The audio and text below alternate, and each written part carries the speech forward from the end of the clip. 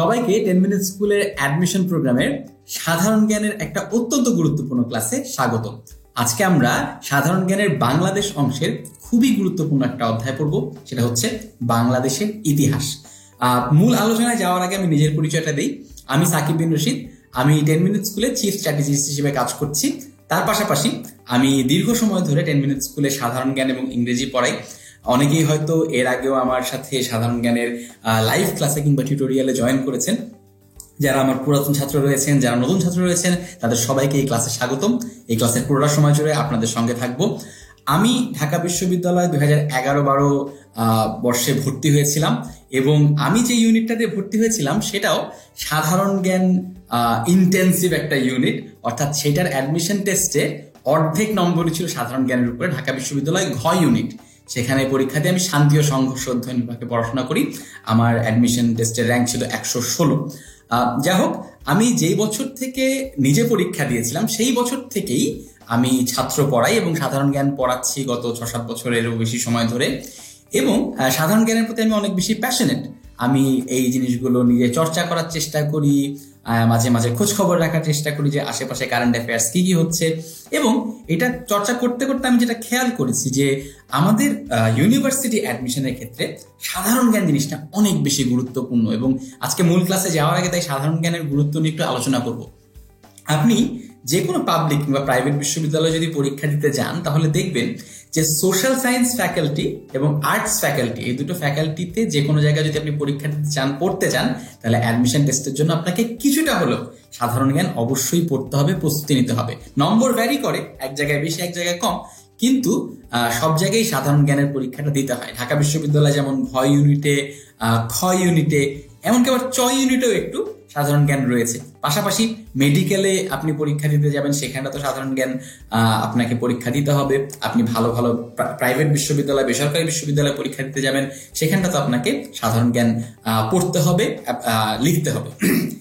আপনি বিশ্ববিদ্যালয়ে ভর্তি হয়ে যাওয়ার পরে যদি কোনো একটা সময় বিসিএস এর জন্য পড়াশোনা করেন কিংবা অন্যান্য চাকরিতে যাওয়ার চেষ্টা করেন, সেক্ষেত্রে আপনাকে সাধারণ জ্ঞানের উপরে বিস্তর প্রস্তুতি নিতে হবে। সুতরাং সাধারণ জ্ঞান পড়াটা একটা ইনভেস্টমেন্ট।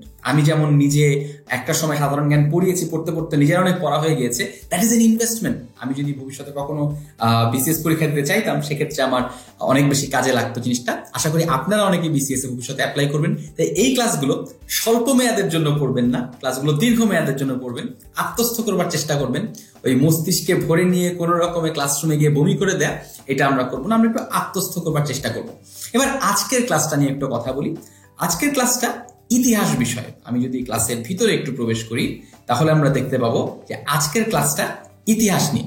ইতিহাস বিষয়ে অনেক প্রশ্ন কিন্তু প্রতি বছরই বিভিন্ন ইউনিটে হয়ে থাকে। অর্থাৎ আপনি যদি ঢাকা বিশ্ববিদ্যালয়ের ঘ ইউনিট বা খ ইউনিটে খেয়াল করেন, কিংবা চট্টগ্রাম বিশ্ববিদ্যালয়ের সমাজবিজ্ঞান অনুষদের যেই বিষয়গুলো রয়েছে বা যেই অ্যাডমিশন টেস্ট রয়েছে, সেখানটাতে যদি খেয়াল করেন দেখবেন যে ইতিহাস সংক্রান্ত অনেকগুলো প্রশ্ন হয়ে থাকে। আজকে সেই ইতিহাসের এই অংশগুলো নিয়ে আলোচনা করব। ভাষা আন্দোলন, পাকিস্তান শাসনামল, মুক্তিযুদ্ধ, স্বাধীনতা, মুক্তিযুদ্ধ ভিত্তিক ভাস্কর্য ও চলচ্চিত্র, পাশাপাশি মুক্তিযুদ্ধ ভিত্তিক কিছু সাহিত্য নিয়ে আলোচনা হবে এবং আমরা মুক্তিযুদ্ধের বিভিন্ন দিন, তারিখ, সময়, ব্যক্তিবর্গ, তাদের সম্পর্কে জানার চেষ্টা করব। এবার আসুন আমরা সরাসরি আমাদের যে ক্লাসের বিষয়বস্তু রয়েছে সেই ক্লাসের বিষয়বস্তুতে চলে যাই। ভাষা আন্দোলন। আমাদের এই ক্লাসের প্রথম যে আলোচনার বিষয়বস্তু রয়েছে তা হচ্ছে ভাষা আন্দোলন। আমরা ভাষা আন্দোলন নিয়ে যখন আলোচনা করতে শুরু করি, আমাদের আলোচনাটা শুরু করতে হয় তমুদ্দুন মজলিস দিয়ে। কারণ ভাষা আন্দোলনের প্রথম সংগঠন হচ্ছে তমুদ্দুন মজলিস। এটা কেন বলা হয়? কারণ তমুদ্দুন মজলিস ছিল একটি সাংস্কৃতিক প্রতিষ্ঠান। আমাদের বাঙালি জাতিসত্তার একটি সাংস্কৃতিক প্রতিষ্ঠান ছিল, যেখান থেকে আমরা যে বাঙালি, আমাদের বাঙালি যে সংস্কৃতির চর্চা, সেগুলো করা হতো। এবং এটি প্রতিষ্ঠিত হয়েছিল 1947 সালের 1 সেপ্টেম্বর এবং সেই প্রতিষ্ঠা কাল থেকেই বাঙালি, বাংলা ভাষা, বাংলা সংস্কৃতি নিয়ে তমুদ্দুন মজলিসে কাজ করা হতো, আলোচনা করা হতো। এখান থেকেই আমাদের মধ্যে একটি জাতি সচেতনতা সৃষ্টি হয়। তমুদ্দুন মজলিস প্রতিষ্ঠা করেন ঢাকা বিশ্ববিদ্যালয়ের অধ্যাপক আবুল কাশেম। ভাষা আন্দোলনের প্রথম পুস্তিকা পাকিস্তানের রাষ্ট্রভাষা বাংলা না উর্দু? প্রশ্ন হতে পারে যে এর রচয়িতাকে। অধ্যাপক আবুল কাশেম, ডক্টর কাজী মোতাহের হোসেন, আবুল মনসুর আহমেদ, এই তিনটি নাম মনে রাখা প্রয়োজন। অধ্যাপক আবুল কাশেম, ডক্টর মোতাহের হোসেন, আবুল মনসুর আহমেদ মনে থাকা উচিত। হয়তো এভাবে প্রশ্ন হতে পারে নিম্নের কে প্রথম পুস্তিকা রচনা করেননি, বা পাকিস্তানের রাষ্ট্রভাষা বাংলা না উর্দু, এই পুস্তিকার রচয়িতা নন, এভাবে করেও প্রশ্নটি আসতে পারে। পরবর্তীতে মোহাম্মদ আলী জিন্নাহ, আমরা এই ইতিহাসের অংশটুকু হয়তো অনেকেই জানি। মোহাম্মদ আলী জিন্নাহ উর্দুকে রাষ্ট্রভাষা করার ঘোষণা দেন ঢাকায় 1948 সালে। কেউ যদি স্পেসিফিক্যালি তারিখটা জানতে চান, 21শে মার্চ রেসকোর্স ময়দানে এবং 24শে মার্চ কার্জন হলে মোহাম্মদ আলী জিন্নাহ এই ঘোষণা দেন, এবং অবশ্যই পরবর্তীতে এখান থেকেই ব্যাপক একটি জনরোষ সৃষ্টি হয়। আমাদের পক্ষে অর্থাৎ বাঙালিদের পক্ষে একটি ঐতিহাসিক ঘটনা ঘটে 1948 সালের 23শে ফেব্রুয়ারি। ধীরেন্দ্রনাথ দত্ত পাকিস্তানের গণপরিষদে বাংলাকে রাষ্ট্রভাষা করার প্রস্তাব জানান। এই প্রস্তাবের মাধ্যমে আমাদের যে বাঙালি জাতিসত্তা, সেটা যে পাকিস্তানে আমাদের একটি অধিকার রয়েছে, আমরা যে রাষ্ট্রভাষা চাইতে পারি, সেই সচেতনতাটা আমাদের মধ্যে আরো পোক্ত হয়। এরপরে যে ঐতিহাসিক আন্তর্জাতিকভাবে যে ঐতিহাসিক ঘটনাটি, যেটা আমরা অনেকেই জানি, ঢাকা বিশ্ববিদ্যালয়ের শিক্ষার্থীরা 144 ধারা ভঙ্গ করেন 21শে ফেব্রুয়ারি 1952 সালে। এই দিনটি আমাদের শুধুমাত্র বাঙালি ইতিহাসে নয়, বরং সমগ্র পৃথিবীর ইতিহাসে একটি গৌরবোজ্জ্বল ইতিহাস, যেখানটাতে আমাদের সাধারণ মানুষ, কেবলমাত্র ছাত্ররাই নন, খেটে খাওয়া মানুষ, মিলের শ্রমিক থেকে শুরু করে অনেকেই সেদিন বাংলা ভাষাকে রাষ্ট্রভাষা করবার দাবিতে রাস্তায় নেমে আসে এবং নিঃস্বার্থভাবে তাদের জীবন দেন। এখানটাতে আমরা এই বিষয়ে পরবর্তীতে আরো জানবো, কিন্তু আপাতত ওই সময় তারা যারা মুখ্যমন্ত্রী ছিলেন সেই জিনিসটা আমাদের জেনে নেওয়া দরকার। ভাষা আন্দোলনের সময় পূর্ব বাংলার মুখ্যমন্ত্রী ছিলেন নুরুল আমিন, এবং ভাষা আন্দোলনের সময় পাকিস্তানের প্রধানমন্ত্রী ছিলেন খাজা নাজিমুদ্দিন। খাজা নাজিমুদ্দিন বিষয়ে একটা তথ্য দেওয়া দরকার, সেটা হচ্ছে মোহাম্মদ আলী জিন্নাহ ব্যতীত আরেকজন ব্যক্তি ছিলেন যিনি উর্দুকে রাষ্ট্রভাষা করবার ঘোষণা দিয়েছিলেন, তিনি হচ্ছেন খাজা নাজিমুদ্দিন। এই নামটাও মনে রাখা দরকার এই কারণে। 1952 সালের 21শে ফেব্রুয়ারি ছিল বৃহস্পতিবার, এবং বাংলা তারিখ ছিল 8ই ফাল্গুন 1358, এবং পরবর্তী ইতিহাসটা হয়তো আমরা অনেকেই জানি। 1999 সালে ইউনেস্কো আন্তর্জাতিক মাতৃভাষা দিবস ঘোষণা করে 21শে ফেব্রুয়ারিকে। বর্তমানে সমগ্র বিশ্বে এই দিনটি আন্তর্জাতিক মাতৃভাষা দিবস হিসেবে পালিত হয়।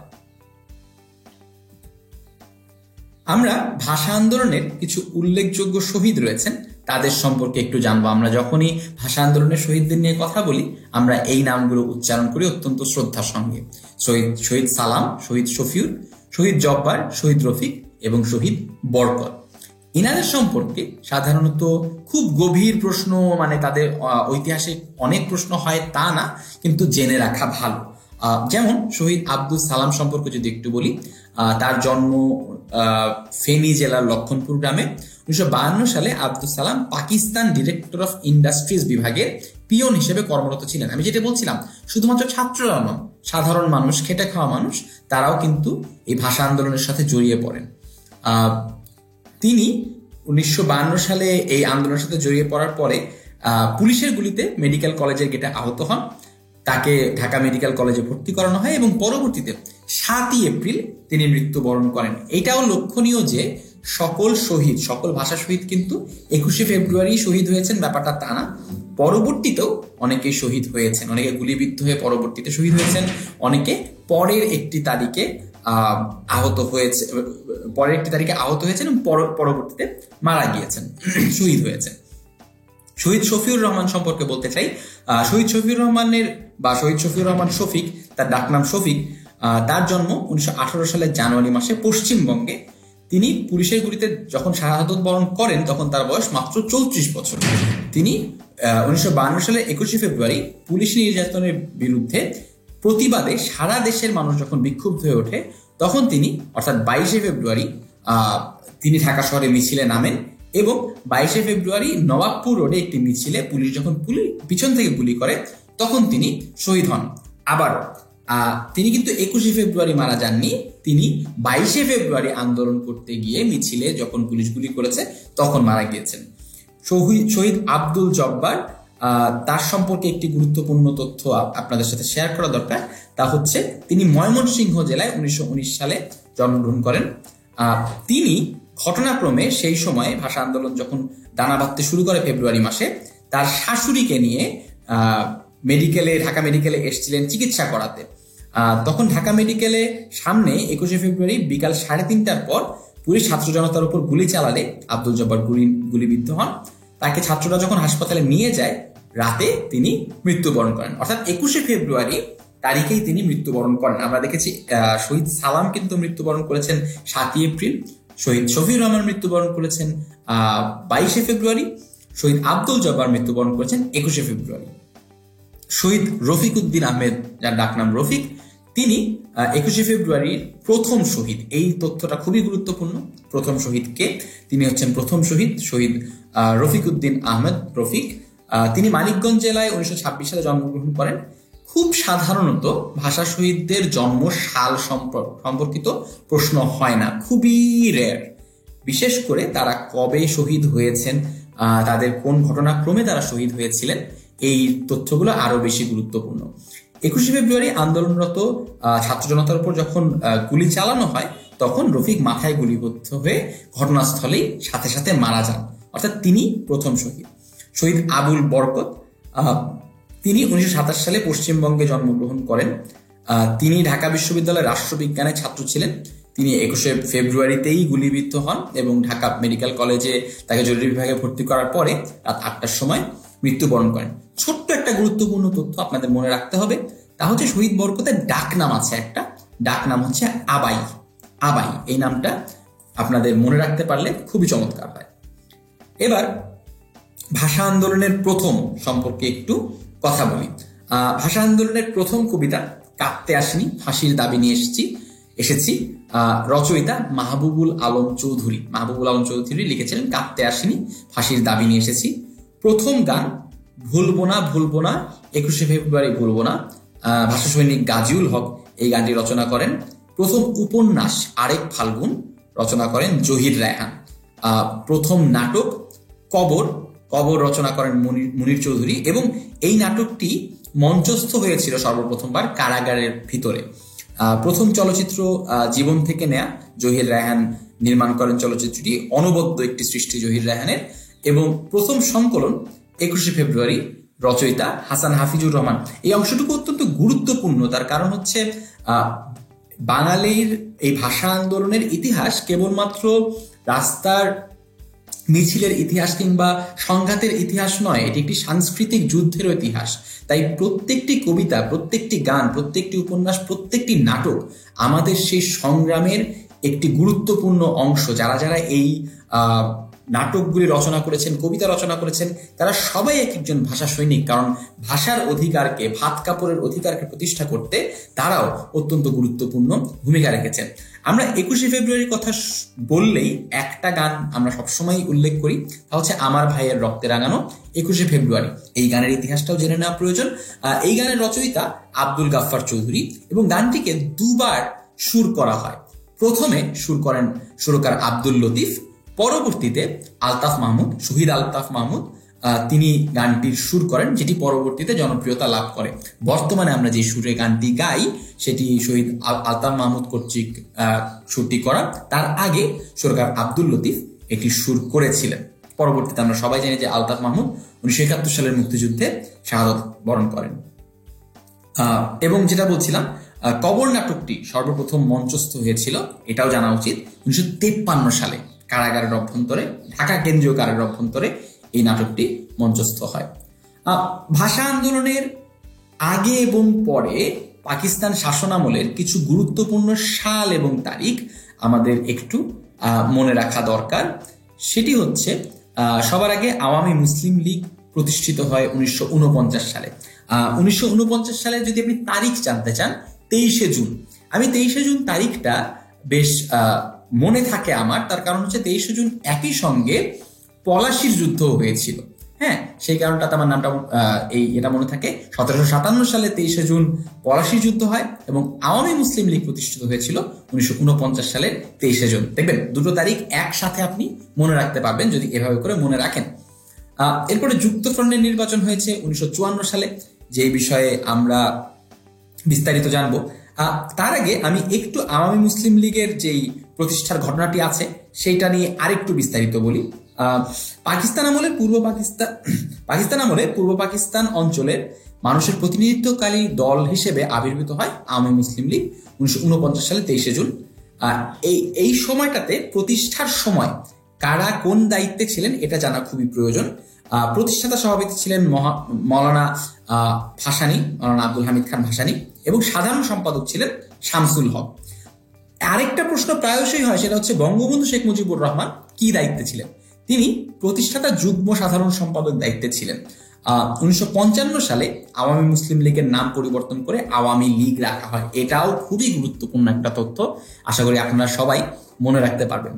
যুক্তফ্রন্টের নির্বাচন, যেটা কিনা বাঙালির এই স্বাধিকারের সংগ্রামে কিংবা সেই পাকিস্তান শাসনামলে বাঙালির জেগে ওঠার সংগ্রামে একটা গুরুত্বপূর্ণ পদক্ষেপ, এবং একই সাথে এটি একটি শিক্ষাও ছিল আমাদের জন্য যে বাঙালিরা যতই ক্ষমতা লাভ করুক নির্বাচনের মাধ্যমে, পাকিস্তানি শাসক গোষ্ঠী শোষক গোষ্ঠী কখনোই বাঙালিকে ক্ষমতা গ্রহণ করতে দিবে না। তো যুক্তফ্রন্টের নির্বাচন আমাদের জন্য একটি বড় শিক্ষণীয় অংশ ছিল। সেই সময় পাকিস্তানের কেন্দ্রীয় পরিষদে 1954 সালের নির্বাচনে মুসলিম লীগকে ক্ষমতাচ্যুত করার লক্ষ্যে অন্যান্য দল মিলে যুক্তফ্রন্ট নামে একটি সমন্বিত বিরোধী রাজনৈতিক জোট গঠন করার উদ্যোগ নেওয়া হয়। তো সেই জোটে কারা কারা ছিল তা আমরা ডান পাশের একটা টেবিলে দেখতে পাচ্ছি। আওয়ামী মুসলিম লীগ ছিল মাওলানা আব্দুল হামিদ খান ভাসানীর নেতৃত্বে, কৃষক শ্রমিক পার্টি ছিল একে ফজলুল হক তার নেতৃত্বে, নিজামে ইসলাম ছিল মাওলানা আতাহার আলীর নেতৃত্বে, এবং গণতন্ত্রী দল ছিল হাজী দানেশের নেতৃত্বে। একটা ছোট্ট ভুল প্রায়শই হয়ে থাকে, কৃষক শ্রমিক পার্টি যে নামটি আমরা দেখতে পাচ্ছি একে ফজলুল হকের নেতৃত্বে, সেই দলটিকে অনেকেই কৃষক প্রজা পার্টি হিসেবে উল্লেখ করেন। এই দলটি যখন ব্রিটিশ শাসনামল ছিল তখন তার নাম ছিল কৃষক প্রজা পার্টি, পাকিস্তান শাসনামলে এর নাম কৃষক শ্রমিক পার্টি হয়ে যায়। অর্থাৎ যদি প্রশ্ন হয় যুক্তফ্রন্টের সদস্য কোন দলটি ছিল, সেক্ষেত্রে অবশ্যই কৃষক শ্রমিক পার্টি বলতে হবে, কৃষক প্রজা পার্টি আমরা বলতে পারবো না। এবার এই যুক্তফ্রন্টের নির্বাচনে একদম নিরঙ্কুশ সংখ্যাগরিষ্ঠতা লাভ করে যুক্তফ্রন্ট। এই তিনজন যে নেতা, সেই তিন নেতার সম্পর্কে আমরা অনেকেই জানি। মাওলানা আব্দুল হামিদ খান ভাসানী, শেরে বাংলা একে ফজলুল হক এবং হোসেন শহীদ সোহরাওয়ার্দীর নেতৃত্বে যুক্তফ্রন্ট একটি 21 দফার নির্বাচনী ইশতেহার প্রকাশ করে। ওই ইশতেহারের প্রধান দাবি ছিল লাহোর প্রস্তাবের ভিত্তিতে পূর্ববঙ্গকে পূর্ণ স্বায়ত্তশাসন প্রদান করা। আমরা অনেকেই জানি যে 1942 সালে শেরে বাংলা একে ফজলুল হকের মাধ্যমে একটি লাহোর প্রস্তাব পেশ করা হয়, যেখানটাতে দাবি করা হয়েছিল যে বাঙালিদেরকে অর্থাৎ পূর্ব পাকিস্তানকে একটি স্বায়ত্তশাসন প্রদান করতে হবে। তো সেই স্বায়ত্তশাসনের ব্যাপারটি আবারও এই 21 দফার মধ্যে উঠে আসে। যুক্তফ্রন্টের নির্বাচনী প্রতীক ছিল নৌকা এবং মুসলিম লীগের নির্বাচনী প্রতীক ছিল হারিকেন। এটাও কিন্তু গুরুত্বপূর্ণ দুটো তথ্য দুটো মনে থাকা উচিত। 1954 সালের 8 থেকে 12 তারিখ পর্যন্ত এই নির্বাচনটি অনুষ্ঠিত হয় এবং পূর্ব পাকিস্তান পরিষদের নির্বাচনে মোট 236টি মুসলিম আসনের মধ্যে 223টি আসন অর্জন করে যুক্তফ্রন্ট। এখানেতে মোট আসন ছিল 309টি, এর মধ্যে মুসলিম আসন ছিল 236টি, অমুসলিম আসন সহ সর্বমোট আসন পায় 236টি। অর্থাৎ 1954 সালের 3 এপ্রিল যুক্তফ্রন্ট মন্ত্রিসভা গঠন করা। অর্থাৎ আমরা দেখতে পাচ্ছি বিশাল সংখ্যাগরিষ্ঠতার মাধ্যমে যুক্তফ্রন্ট মন্ত্রিসভা এবং সরকার গঠন করতে সক্ষম হয়। যুক্তফ্রন্ট সরকারের মুখ্যমন্ত্রী ছিলেন একে ফজলুল হক, বঙ্গবন্ধু ছিলেন কৃষি, সমবায় ও পল্লী উন্নয়ন মন্ত্রণালয়ের মন্ত্রী। বঙ্গবন্ধু শেখ মুজিবুর রহমান সম্পর্কে আরো একটি গুরুত্বপূর্ণ তথ্য, যেটা কিনা খুবই ইম্পর্টেন্ট, তিনি যুক্তফ্রন্টের সরকারে কৃষি, সমবায় ও পল্লী উন্নয়ন মন্ত্রণালয়ের মন্ত্রী ছিলেন। যুক্তফ্রন্ট মন্ত্রিসভায় মাত্র 56 দিন ক্ষমতায় ছিল, এটাও কিন্তু একটা বেশ গুরুত্বপূর্ণ একটি বিষয়। কাগমারি সম্মেলন, এইটার সংক্রান্ত যে প্রশ্নটি হয় তা হচ্ছে কত সালে হয়েছে এই সম্মেলনটি? 1957 সালে এই কাগমারি সম্মেলনটি হয়। এরপরে রয়েছে আইয়ুব খানের ক্ষমতা দখল, 1958 সালের সামরিক শাসন। এটা খুবই পাকিস্তানের ইতিহাসের খুবই অভূতপূর্ব একটি মোড়, যখন সেই সময় পাকিস্তানের সরকারে যারা ছিলেন তাদেরকে উৎখাত করে আইয়ুব খান ক্ষমতা দখল করেন। 58 সালের 7 অক্টোবর প্রেসিডেন্ট ইস্কান্দার মির্জা এবং ফিরোজ খান নুনের সরকারকে বিলুপ্ত ঘোষণা করেন এবং সামরিক শাসন জারি করা হয়। পরবর্তীতে 27 অক্টোবর জেনারেল আইয়ুব খান ইস্কান্দার মির্জাকে পদচ্যুত করে সর্বময় ক্ষমতা অধিকারী হন। অর্থাৎ আইয়ুব খান মোটামুটি গায়ের জোরেই 27 অক্টোবর নিজেই একদম সুপ্রিম লিডার হয়ে যান পাকিস্তানের। সেখানটাতে পাকিস্তানের যে গণতন্ত্রের স্বপ্ন সেটা আবারও থমকে দাঁড়ায়। এরপরে যে অধ্যায়টি রয়েছে শিক্ষা আন্দোলন, এটা নিয়ে সাধারণত আমরা টেলিভিশন নিউজ মিডিয়াতে একটু কম আলোচনা দেখি, কিন্তু শিক্ষা আন্দোলনটা আমাদের স্বাধিকারের জন্য খুব বড় একটি পদক্ষেপ ছিল। 1958 সালে যখন আইয়ুব খান ক্ষমতায় আসেন, তিনি ক্ষমতায় আসার পরপরই একটি শিক্ষা কমিশন গঠন করেন। এই কমিশনের প্রধান ছিলেন শিক্ষা সচিব SM শরীফ, এবং এই কারণটাতে এই কমিশনের রিপোর্টটাকেও শরীফ কমিশন রিপোর্ট নামে আমরা চিহ্নিত করি। এই রিপোর্টের কিছু সুপারিশ ছিল যা কিনা আমাদের অর্থাৎ বাঙালিদের আমরা যাতে শিক্ষা গ্রহণ করতে না পারি, আমরা যাতে উন্নত হতে না পারি, এরকম কিছু সুপারিশ সেখানটাতে ছিল। যেমন শিক্ষার ব্যয় এমনভাবে বৃদ্ধি করা হয়েছিল যাতে উচ্চ শিক্ষা আমরা গ্রহণ করতে না পারি। ডিগ্রি কোর্স 2 বছরের পরিবর্তে 3 বছর করা হয়েছিল। হ্যাঁ, আবার বিশ্ববিদ্যালয়, মেডিকেল কলেজ, কৃষি, কারিগরি বিশ্ববিদ্যালয়ে ছাত্র আসন সংকোচন। তো চারিদিক থেকে এমন নীতি গ্রহণ করা হচ্ছিল যাতে মানুষ শিক্ষা গ্রহণ করতে না পারে, এবং তার কারণ শিক্ষাই কিন্তু যে কোনো জাতির জন্য উন্নয়নের একটা পাথেয়। তাই এই পদক্ষেপগুলোর মাধ্যমে আমাদের উন্নয়নটাকে থামিয়ে রাখার চেষ্টা করা হচ্ছিল। পরবর্তীতে 1960 সালে এই রিপোর্ট যখন প্রকাশিত হয় তখন জনগণ ক্ষোভে ফেটে পড়ে, এবং সংগঠিত সমস্যা হচ্ছে আইয়ুব খান এত ব্রুটাল একজন ডিক্টেটর ছিলেন, সেই সময় তারা কোনো সংগঠিত আন্দোলনে তারা যেতে পারেনি। 1962 সালে সামরিক শাসন তুলে নেওয়া হলে এই শিক্ষা কমিশন এর বিরুদ্ধে একটা বড় আন্দোলন হয়, ছাত্র আন্দোলন গড়ে ওঠে, এবং 62 সালের 17 সেপ্টেম্বর প্রদেশব্যাপী 144 ধারার মধ্যে হরতাল ডাকা হয়। পুলিশের সাথে সংঘর্ষের এক পর্যায়ে গুলিবিদ্ধ হন মোস্তফা ও বাবুল নামক দুজন ব্যক্তি, দুজনে ঘটনাস্থলে শহীদ হন, এবং পরবর্তীতে পরের দিন গুলিবিদ্ধ হন ওয়াজিউল্লাহ এবং তিনি হাসপাতালে মৃত্যুবরণ করেন। বাংলাদেশের স্বাধিকারের আন্দোলনে এই 1962 সালের শিক্ষা আন্দোলন অনেক বেশি গুরুত্বপূর্ণ।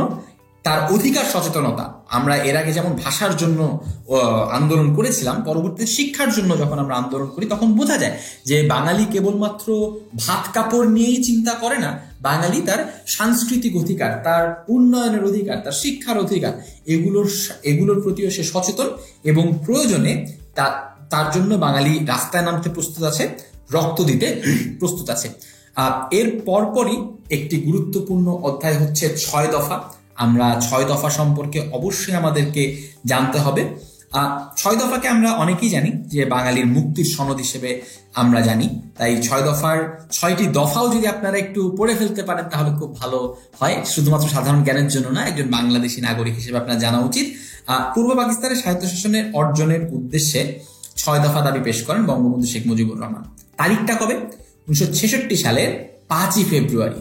হ্যাঁ, লাহোরে বিরোধী রাজনৈতিক দলের সম্মেলনে। প্রথমত 5ই ফেব্রুয়ারি 1966 সালে। 66 সাল 6 দফায় 666, ওটা মনে থাকে কিন্তু। হ্যাঁ, তখন আওয়ামী লীগ কাউন্সিলে 18ই মার্চ বঙ্গবন্ধু শেখ মুজিবুর রহমানের নামে একটা পুস্তিকা প্রকাশ করা হয়, যার নাম হচ্ছে আমাদের বাঁচার দাবি 6 দফা কর্মসূচি। হ্যাঁ, আর 6 দফা দিবস হিসেবে পালন করা হয় 7ই জুনকে। এই তারিখগুলো কিন্তু একটু মনে রাখতে হবে। 6 দফা দিবস 7ই জুন, কিন্তু সবার আগে এটি 5ই ফেব্রুয়ারি 1966 সালে লাহোরে বিরোধী রাজনৈতিক দলের সম্মেলনে পেশ করেন বঙ্গবন্ধু শেখ মুজিবুর রহমান। এটার পরে আমাদের যেই ঘটনাটি সম্পর্কে বিস্তারিত জানতে হবে তা হচ্ছে আগরতলা ষড়যন্ত্র মামলা। একটি ঐতিহাসিক মামলা, যেখানটাতে পূর্ব পাকিস্তানের সরকার বঙ্গবন্ধু শেখ মুজিবুর রহমান এবং আরো 34 জনের নামে এই মামলাটি করেন। মোট 35 জন মামলার আসামি ছিলেন। মামলার প্রকৃত নাম ছিল রাষ্ট্র বনাম শেখ মুজিব এবং অন্যান্য। 1968 সালে এই মামলাটি দায়ের করা হয়, এবং এই মামলায় দাবি করা হয় যে শেখ মুজিব এবং অন্যান্যরা, অর্থাৎ আরো 34 জন মিলে ভারতের সাথে মিলে পাকিস্তানের অখণ্ডতার বিরুদ্ধে ষড়যন্ত্র করছে। এটা আগরতলা ষড়যন্ত্র মামলা নামেই বেশি পরিচিত, কারণ মামলার অভিযোগে বলা হয়েছিল যে ভারতের ত্রিপুরা রাজ্যের রাজধানী আগরতলায় কথিত ষড়যন্ত্রটি শুরু হয়েছিল। তো এটা ছিল মামলার স্টেটমেন্ট। পরবর্তীতে 69-এর গণ অভ্যুত্থানের মাধ্যমে এই মামলা থেকে নিষ্কৃতি দেওয়া হয়। তো আমরা সেই ঘটনাটাও জানবো এখনই। 69-এর গণ অভ্যুত্থান সম্পর্কে জানা দরকার। এই অভ্যুত্থানের সূচনাই হয়েছিল আগরতলা ষড়যন্ত্র মামলাকে কেন্দ্র করে, এবং এই মামলা থেকে সকল অভিযুক্তদেরকে নিষ্কৃতি দেওয়ার জন্য, এই মামলা খারিজ করে দেওয়ার জন্যই এই গণ অভ্যুত্থান শুরু হয়েছিল। 68 সালের নভেম্বর থেকেই কিন্তু ছাত্রদের মধ্যে অসন্তোষ শুরু হয়, যা পরবর্তীতে আইয়ুব বিরোধী আন্দোলনে পরিণত হয়। যে আন্দোলন এতদিন ধরে বাঙালি করতে পারছিল না, এখন তারা খুবই ফেটে পড়ে, তারা আর ঘরের মধ্যে তাদেরকে আটকে রাখা যায় না। এই আন্দোলন খুব দ্রুত ছড়িয়ে পড়ে ছাত্র, কৃষক, শ্রমিক সকলের মধ্যে। 1969 সালের 4 জানুয়ারি পূর্ব পাকিস্তান ছাত্রলীগ, ছাত্র ইউনিয়নের 2 গ্রুপ এবং ছাত্র ফেডারেশনের একাংশ মিলে সর্বদলীয় ছাত্র সংগ্রাম পরিষদ গঠন করে এবং 11 দফা কর্মসূচি পেশ করে। খুবই গুরুত্বপূর্ণ একটা ব্যাপার। 1969 সালের 4 জানুয়ারি এই সংগঠনটির নাম মনে রাখতে হবে, সর্বদলীয় ছাত্র সংগ্রাম পরিষদ। এইটা খুবই গুরুত্বপূর্ণ। এই সংগ্রাম পরিষদে গণ অভ্যুত্থানের পিছনে অনেক ভূমিকা রয়েছে। তারা 11 দফা কর্মসূচি পেশ করে। এই 11 দফার মধ্যে কিন্তু ওই 6 দফার কেউ ইনক্লুড করা হয়, অন্তর্ভুক্ত করা হয়। পরবর্তীতে 20 জানুয়ারি প্রতিবাদ মিছিলে গুলিবিদ্ধ হন আমানুল্লাহ মোহাম্মদ আসাদ। এই শহীদ আসাদের নাম আমরা অনেকেই শুনেছি। পরবর্তীতে তার মৃত্যু এই আন্দোলনকে আরো বেগবান করে। পরদিন ছাত্রদের কর্মসূচিতে যোগ দেয় নানা শ্রেণী পেশার মানুষ। 24 জানুয়ারি পুলিশের গুলিতে শহীদ হন মতিউর, মকবুল, রুস্তম এবং আলমগীর। এই মৃত্যুর খবর জনগণকে আরো ক্ষুব্ধ করে তোলে। পরবর্তীতে 15 ফেব্রুয়ারিতে কুর্মিটোলা ক্যান্টনমেন্টে আগরতলা ষড়যন্ত্র মামলার অন্যতম আসামি সার্জেন্ট জহুরুল হককে হত্যা করা হয় এবং 18 ফেব্রুয়ারি রাজশাহী বিশ্ববিদ্যালয়ের প্রক্টর শামসুজ্জোহা নিহত হন এবং কারফিউ জারি করা হয়। 20 ফেব্রুয়ারি কারফিউ ভঙ্গ করে 24 ঘন্টার আলটিমেটাম দেওয়া হয় আগরতলা ষড়যন্ত্র মামলা প্রত্যাহার করার জন্য। 22 ফেব্রুয়ারি এই ষড়যন্ত্র মামলা প্রত্যাহার করা হয় এবং সকল অভিযুক্তকে নিষ্কৃতি প্রদান করা হয়। 23 ফেব্রুয়ারি রেসকোর্স ময়দানে শেখ মুজিবুর রহমান, বঙ্গবন্ধু শেখ মুজিবুর রহমান, তাকে গণসংবর্ধনা দেওয়া হয় এবং বঙ্গবন্ধু উপাধিতে ভূষিত করা হয়। একটা প্রশ্ন প্রায়শই হয়ে থাকে যে বঙ্গবন্ধু উপাধিতে কে ভূষিত করেন বঙ্গবন্ধুকে, শেখ মুজিবুর রহমানকে? উত্তর হচ্ছে তৎকালীন ডাকসুর ভিপি তোফায়েল আহমেদ। তোফায়েল আহমেদ তখন তাকে এই বঙ্গবন্ধু উপাধিতে ভূষিত করেন। অর্থাৎ 69-এর গণ অভ্যুত্থান আমাদের সেই মুক্তি সংগ্রামের পথে অনেক বড় একটি পদক্ষেপ, যার মাধ্যমে আমরা সংগঠিত হচ্ছিলাম আরো বড় আন্দোলনের জন্য, সংগ্রামের জন্য। এরপরে আমাদের সামনে রয়েছে সাধারণ নির্বাচন, 1970-এর নির্বাচন। এটি আবারও আমাদের সামনে প্রমাণ করে দিয়েছিল যে বাঙালি যতবারই নির্বাচনে বিজয়ী হোক না কেন, তাদের হাতে ক্ষমতা বুঝিয়ে দেয়া হবে না। পাকিস্তানের প্রথম জাতীয় পরিষদের নির্বাচন হয় 1970 সালের 7 ডিসেম্বর এবং পূর্ব পাকিস্তানের প্রাদেশিক নির্বাচন হয় 17 ডিসেম্বর। নির্বাচনে প্রধান নির্বাচন কমিশনার ছিলেন বিচারপতি আব্দুস সাত্তার। এটাও ইম্পর্টেন্ট। প্রথম সমগ্র পাকিস্তানে জাতীয় পরিষদের আসন সংখ্যা ছিল 313টি। এর মধ্যে এখানে হিসাবটা একটু জটিল। এই 313টি আসনের মধ্যে সাধারণ আসন ছিল 300টি এবং সংরক্ষিত নারী আসন ছিল 13টি। 313টি আসনের মধ্যে পূর্ব পাকিস্তানের জন্য নির্ধারিত ছিল 169টি এবং পশ্চিম পাকিস্তানের জন্য ছিল 144টি।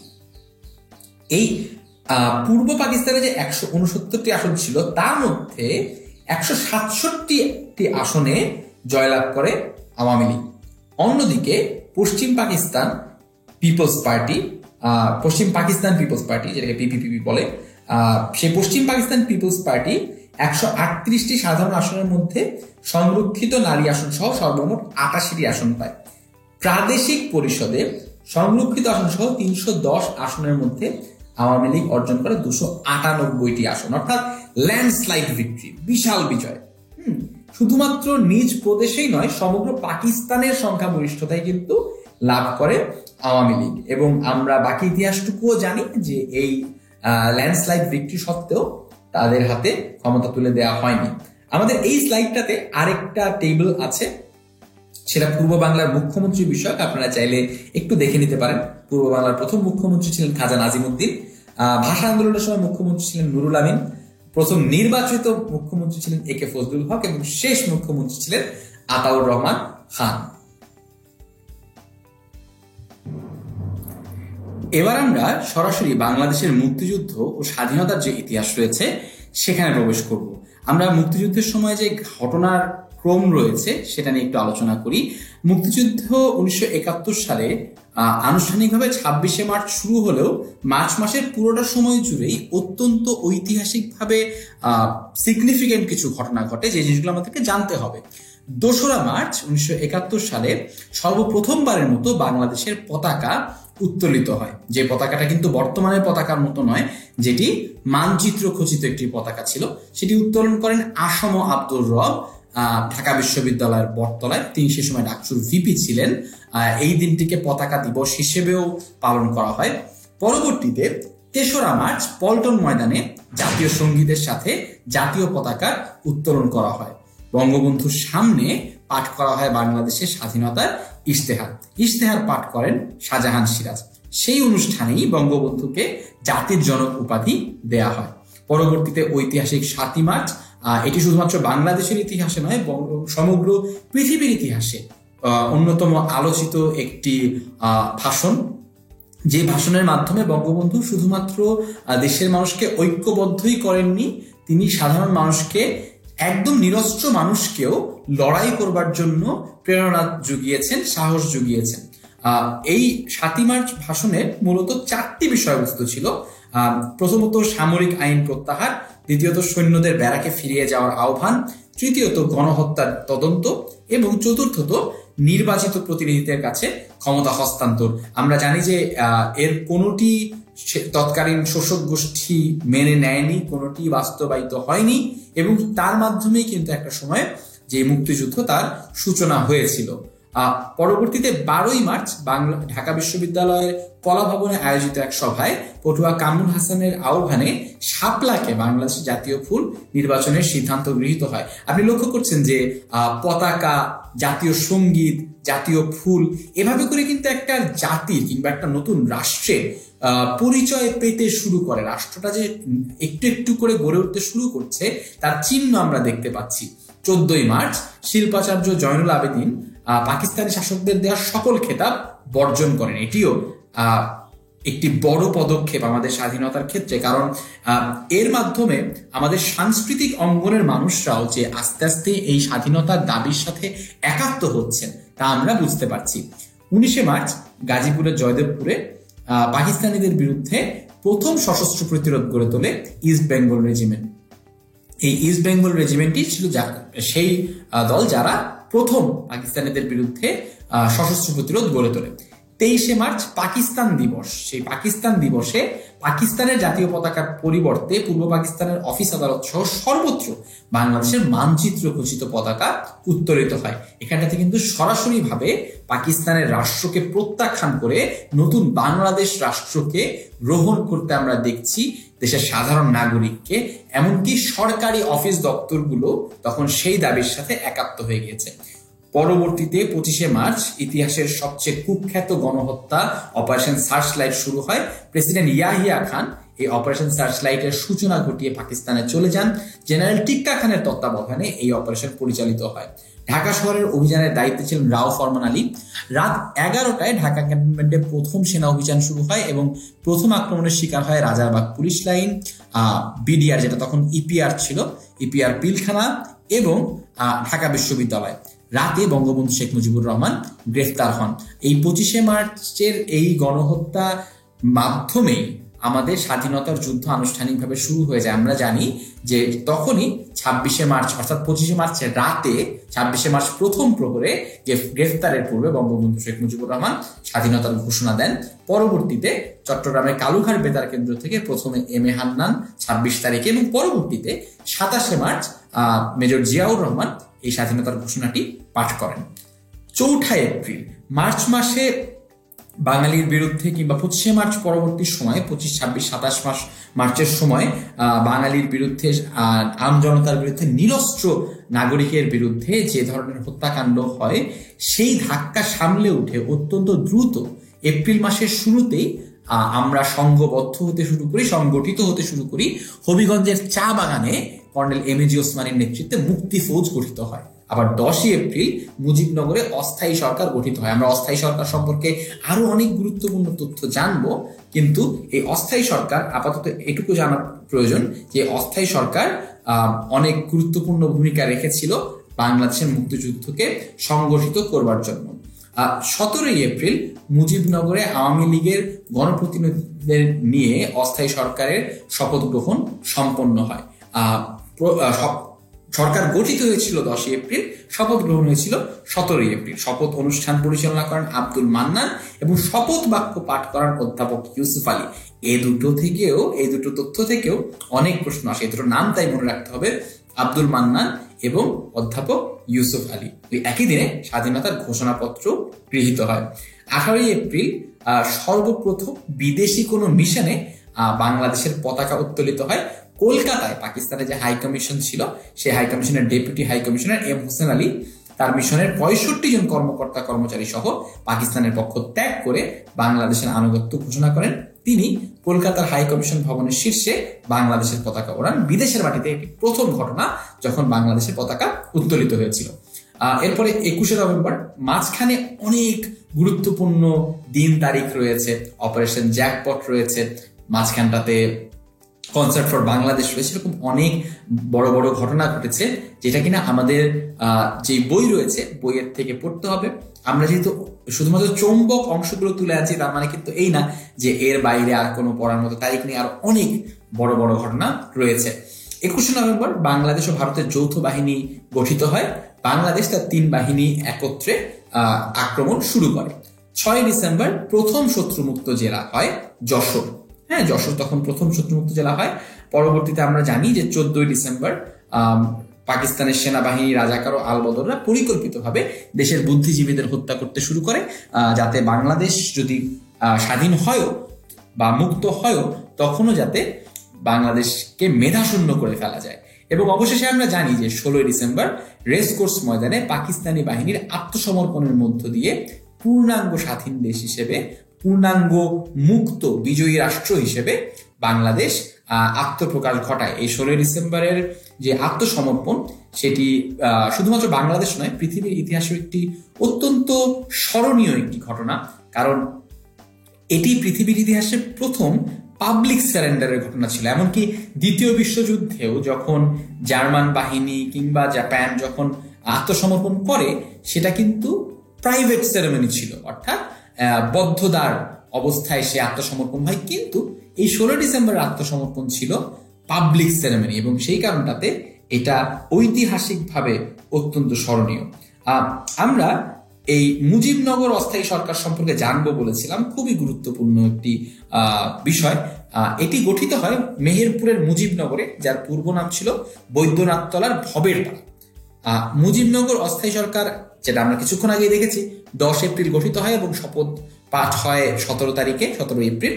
মুজিবনগর ছিল কুষ্টিয়া জেলার অধীনে। আরো একটি প্রশ্ন হয় যে মুজিবনগর কয় নম্বর সেক্টরের অংশ ছিল? উত্তর হবে 8 নম্বর সেক্টর। আরো একটি গুরুত্বপূর্ণ প্রশ্ন, এটা মনে রাখবার চেষ্টা করবেন। বাংলাদেশের অস্থায়ী রাজধানীও ছিল মুজিবনগর। সর্বদলীয় উপদেষ্টা পরিষদের প্রধান ছিলেন মাওলানা আব্দুল হামিদ খান ভাসানী, এবং এই উপদেষ্টা পরিষদে 6 জন ছিলেন। আমি 6 জনের নাম বলে দিচ্ছি, আপনারা যদি সম্ভবভাবে মনে রাখবেন। কমরেড মনি সিং, অধ্যাপক মোজাফফর আহমদ, মাওলানা আব্দুল হামিদ খান ভাসানী, শ্রী মনোরঞ্জন ধর, তাজউদ্দিন আহমেদ এবং খন্দকার মোশতাক আহমদ। এটা কিন্তু আমাদেরকে মনে রাখতে হবে। এটা মনে রাখলে আমরা, যদি প্রশ্ন আসে যে নিম্নের কে সর্বদলীয় উপদেষ্টা পরিষদের সদস্য ছিলেন, তাহলে আমরা উত্তর করতে পারবো। আর যে প্রধান তথ্যগুলো, মুজিবনগর অস্থায়ী সরকারের প্রধান দায়িত্বে কে কে ছিলেন, এটা কিন্তু আমাদের জানতে হবে। রাষ্ট্রপতি ছিলেন বঙ্গবন্ধু শেখ মুজিবুর রহমান। তার অনুপস্থিতিতে উপরাষ্ট্রপতি এবং অস্থায়ী রাষ্ট্রপতি বা অ্যাক্টিং প্রেসিডেন্টের ভূমিকায় ছিলেন সৈয়দ নজরুল ইসলাম। প্রধানমন্ত্রীর দায়িত্বে ছিলেন তাজউদ্দিন আহমদ, অর্থ বাণিজ্য ও শিল্পমন্ত্রী ছিলেন ক্যাপ্টেন এম মনসুর আলী, পররাষ্ট্র আইন ও সংসদ বিষয়ক মন্ত্রী ছিলেন খন্দকার মোশতাক আহমেদ এবং স্বরাষ্ট্র সরবরাহ কৃষি ত্রাণ ও পুনর্বাসন মন্ত্রী ছিলেন এইচ.এম. কামরুজ্জামান। একটা ছোট্ট তথ্য মনে করিয়ে দিই, এই যে মুজিবনগর সরকারের অর্থমন্ত্রী ক্যাপ্টেন মনসুর আলী হলেও যদি আপনাকে প্রশ্ন করা হয় যে বাংলাদেশের প্রথম বাজেট কে ঘোষণা করেন, তাহলে কিন্তু আমরা উত্তর করব না যে ক্যাপ্টেন মনসুর আলী, কারণ ক্যাপ্টেন মনসুর আলী ঘোষণা করেননি বাজেটটি। প্রথম যে বাজেট মানে বাংলাদেশ স্বাধীন হওয়ার পরে ৭২ সালে সেই বাজেটটি ঘোষণা করেছিলেন তাজউদ্দিন আহমেদ। তাই এই ভুলটি করা যাবে না। ক্যাপ্টেন মনসুর আলী যদিও মুজিবনগর সরকারের অর্থমন্ত্রী ছিলেন, প্রথম বাজেট তিনি ঘোষণা করেননি। আমরা মুজিবনগরের সেক্টর এবং সেক্টর কমান্ডারদের সম্পর্কে জানবো। আমরা জানি যে 11টি সেক্টর এবং 64টি সাব সেক্টরে বাংলাদেশকে বিভক্ত করা হয় মুক্তিযুদ্ধ পরিচালনা করবার জন্য। মুক্তিযুদ্ধের সর্বাধিনায়ক ছিলেন বঙ্গবন্ধু শেখ মুজিবুর রহমান, প্রধান সেনাপতি ছিলেন কর্নেল এম.এ.জি. ওসমানী এবং সেনাবাহিনীর চিফ অফ স্টাফ ছিলেন কর্নেল এম.এ. রব। আমি যখন সাধারণ জ্ঞান নিজে ক্লাসে পড়াতাম তখন যেই কনফিউশনটা হতো অনেক ছাত্রের মধ্যে, তারা এই কর্নেল এম.এ. রব এবং আসম আব্দুর রবের মধ্যে একটু মিলিয়ে ফেলতেন। চিফ অফ স্টাফ হচ্ছেন কর্নেল এম.এ. রব এবং 1971 সালে ডাকসুর ভিপি ছিলেন আসম আব্দুর রব। দুজন কিন্তু আলাদা মানুষ, এটা মিলিয়ে ফেলা যাবে না।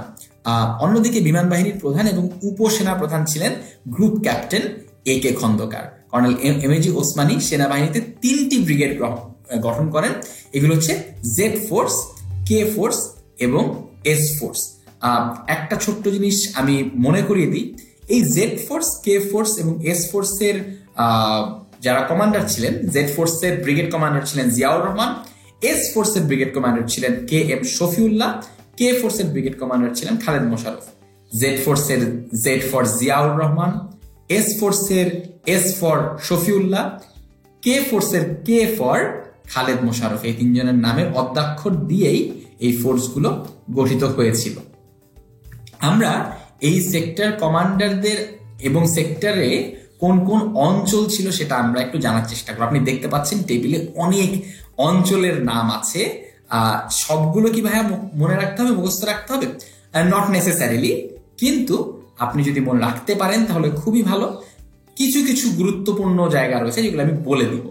যেমন 1 নম্বর সেক্টরে কোন অংশটুকু ছিল, এটা কিন্তু প্রায়শই প্রশ্ন হয়। হ্যাঁ, মূলত চট্টগ্রাম বিভাগ বলতে আমরা যে জায়গাটুকু চিনি সেটাই ছিল 1 নম্বর সেক্টরে। হ্যাঁ, এই প্রশ্নটা প্রায়শই হয়। 1 নম্বর সেক্টরে সেক্টর কমান্ডার ছিলেন মেজর জিয়াউর রহমান এবং মেজর রফিকুল ইসলাম।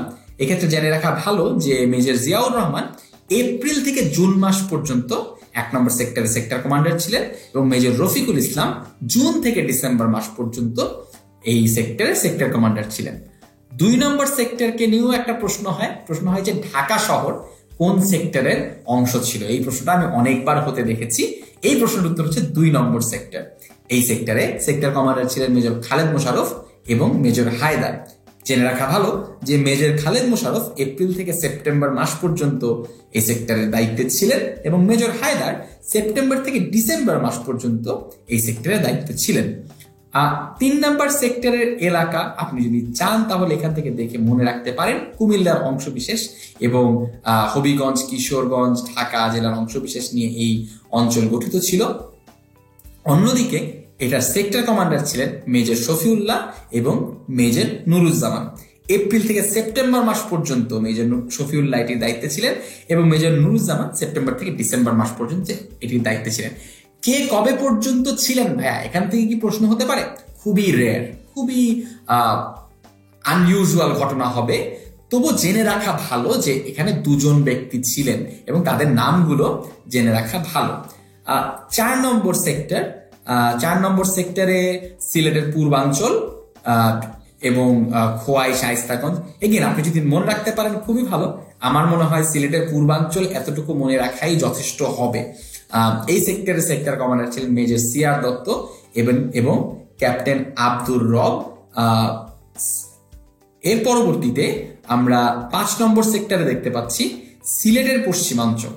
আবারও আপনি যদি পুরোটুকু মনে রাখতে পারেন খুবই ভালো হয়। সিলেটের পশ্চিমাঞ্চল বৃহত্তর ময়মনসিংহ জেলার সীমান্তবর্তী অঞ্চল। যদি এই অঞ্চলগুলো মনে রাখতে না পারেন, আমার মনে হয় না খুব বেশি বিপদ হবে, কিন্তু মনে রাখতে পারলে ভালো। সেক্টর কমান্ডার ছিলেন মেজর মীর শওকত আলী। 6 নম্বর সেক্টর হচ্ছে ব্রহ্মপুত্র নদের তীরবর্তী অঞ্চল ব্যতীত সমগ্র রংপুর ও ঠাকুরগাঁও। উইং কমান্ডার বাশা, তিনি 6 নম্বর সেক্টরে সেক্টর কমান্ডার ছিলেন। 7 নম্বরে ছিলেন সমগ্র রাজশাহী ঠাকুরগাঁও ছাড়া দিনাজপুরের অংশবিশেষ ব্রহ্মপুত্র নদের তীরবর্তী এলাকা ব্যতীত সমগ্র পাবনা ও বগুড়া জেলা। আবারও আপনি যদি এলাকার নাম মনে রাখতে পারেন খুবই ভালো, না রাখতে পারলেও এখান থেকে প্রশ্ন হওয়ার সম্ভাবনা তুলনামূলক কম। মেজর নাজমুল হক এবং মেজর কাজী নুরুজ্জামান 7 নম্বর সেক্টরের সেক্টর কমান্ডার ছিলেন। 8 নম্বর সেক্টরে সমগ্র কুষ্টিয়া ও যশোর জেলা, ফরিদপুরের অংশবিশেষ এবং দৌলতপুর সাতক্ষীরা পর্যন্ত খুলনা জেলা এলাকা ছিল। এইখানটাতে 8 নম্বর সেক্টর নিয়ে আরেকটা প্রশ্ন, আমি কিন্তু এর আগে বলেছি 1 নম্বর সেক্টর নিয়ে একটা প্রশ্ন হয় যে 1 নম্বর সেক্টরে কোন অঞ্চল ছিল। 2 নম্বর সেক্টর নিয়ে প্রশ্ন হয় যে ঢাকা শহর কোন অঞ্চলে ছিল। 8 নম্বর সেক্টর নিয়ে যে প্রশ্নটি হয় সেটি হচ্ছে মুজিবনগর কোন সেক্টরের অংশ ছিল, তার উত্তর হচ্ছে 8 নম্বর। তো এটাও মনে রাখা ভালো। মেজর ওসমান চৌধুরী এবং মেজর এম এ মঞ্জুর এই অঞ্চলের সেক্টর কমান্ডার ছিলেন। মেজর ওসমান চৌধুরী আগস্ট পর্যন্ত, এপ্রিল থেকে আগস্ট পর্যন্ত এই সেক্টর কমান্ডার ছিলেন এবং পরবর্তী আগস্ট থেকে ডিসেম্বর পর্যন্ত মেজর এম এ মঞ্জুর এই সেক্টরের দায়িত্বে ছিলেন। এরপরে 9 নম্বর সেক্টরে আমরা দেখতে পাচ্ছি যে সাতক্ষীরা দৌলতপুর সড়ক সহ খুলনা জেলার সমগ্র দক্ষিণাঞ্চল ও বৃহত্তর বরিশাল ও পটুয়াখালী জেলা, এই অঞ্চল হচ্ছে 9 নম্বর সেক্টর। এখানে major Abdul Jalil O M A মঞ্জুর দায়িত্বে ছিলেন। মেজর আব্দুল জলিল এখানে এখানটাতে তিনি ডিসেম্বর পর্যন্তই দায়িত্বে ছিলেন। এম এ মঞ্জুর এখানে অতিরিক্ত দায়িত্বে নিয়োজিত ছিলেন। এরপরে 10 নম্বর সেক্টর। 10 নম্বর সেক্টর থেকে একটা গুরুত্বপূর্ণ প্রশ্ন হয়, সেটা হচ্ছে যে নৌপথ বা নৌবাহিনীর সেক্টর কোনটি, তার উত্তর হচ্ছে 10 নম্বর সেক্টর। তাই এটাও আমাদেরকে একটু খেয়াল করে মনে রাখতে হবে। এটার আরেকটা প্রশ্ন হচ্ছে যে কোন সেক্টরের নির্দিষ্ট একজন বা দুজন সেক্টর কমান্ডার নেই, সেটির উত্তর 10 নম্বর সেক্টর। কারণ এইখানে ট্রেনিং প্রাপ্ত নৌ কমান্ডারগণ এই সেক্টরের সেক্টর কমান্ডার ছিলেন।